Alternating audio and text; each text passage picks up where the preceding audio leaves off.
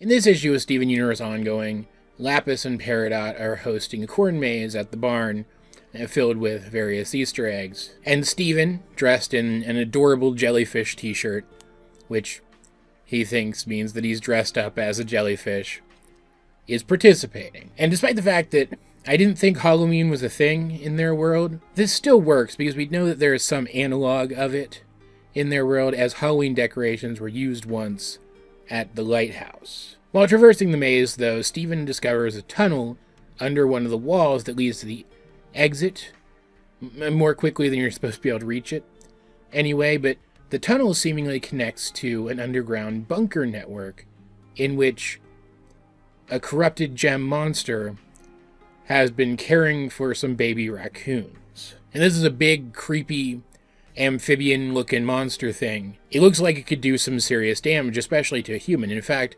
Steven first discovered the creature because he was talking to one of the baby raccoons, and then the creature yanked it back down underground to safety, but Steven didn't know that at the time. And he went down to try to rescue it. But Steven, being Steven, recognizes that this thing doesn't mean any harm. It's just trying to raise these babies. So he decides to leave it alone and even lies to Garnet that there's nothing down there. But she sees right through his lies, probably because she saw what was going to happen next with her future vision. Let's not kid ourselves here. Because immediately after this happens, as Steven is suggesting that they could just quarter off this part of the cornfield and not let anybody over and therefore mitigate the risk, Lars and Buck Dewey, who seem to be on a date, which is weird, adorable, but weird. They find their way over the same way Steven did, and Lars is pulled down by the creature, and Garnet has to jump in and poof it with a Detroit Smash. She bubbles it and sends it back to the burning room, and even though she assures Steven that the babies will be fine, that doesn't sit right with him, so he gets up in the middle of the night to go free it and return it to its home. Only to find that Garnet's already there, and she goes back with Steven to enact his plan to make sure no humans will find their way to that section of the field again, sealing the door to the bunker, the proper door to the bunker.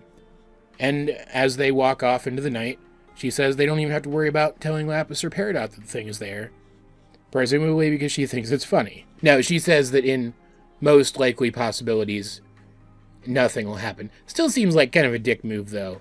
Like, I get that Garnet's cryptic and that's half of her allure, but I really feel like she should have told them. Just like I feel like she really should have told Steven that she was going to come and release this thing again once the danger had passed.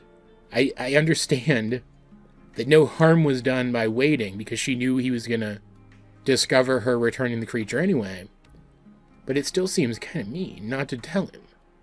It didn't hurt anybody to tell him either. But it's a nice, cute little story, and it's in character for both of these characters, and their interaction here is charming. Their interactions here are charming in the same way that their interactions in the show tend to be. Like, I still think in a lot of different situations, Garnet is the most mom of Steven's moms, and she really shows that off here well, I think. And as someone who talks about how I would have liked to have seen Monster of the Week stories later on in the show's run, here's a perfect example of one that is still technically a Monster of the Week story, but feels completely different than anything we've seen before. A new, different kind of Monster of the Week story that they could have utilized in the show itself.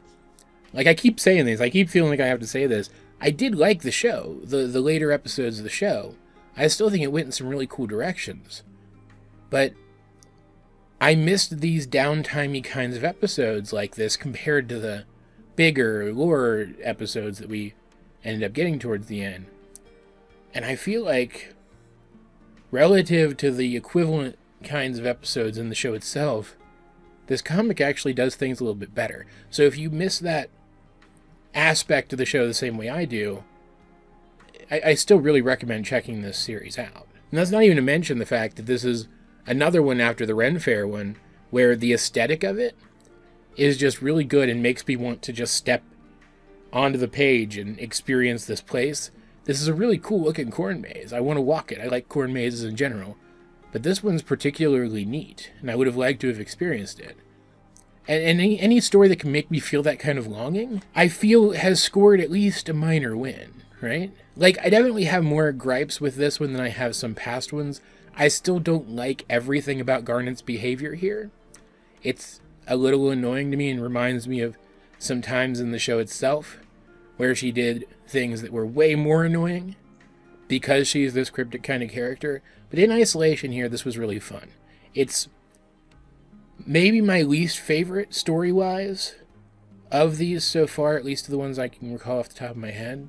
But it's still a really solid, really fun, really charming little story. And I had a lot of fun reading through it. As per usual though, guys, what do you think of the 8th issue of Steven Universe Ongoing if you have read it? Let's get a discussion going in the comments section down below. And while you're down there, you might as well like the video, share it with anyone else who enjoy my content, subscribe if you haven't. You can also check links to my various social medias as well as the many ways you can help out the channel. Those will be in the video description, but either way, this has been AJ22, and I will talk to you guys later.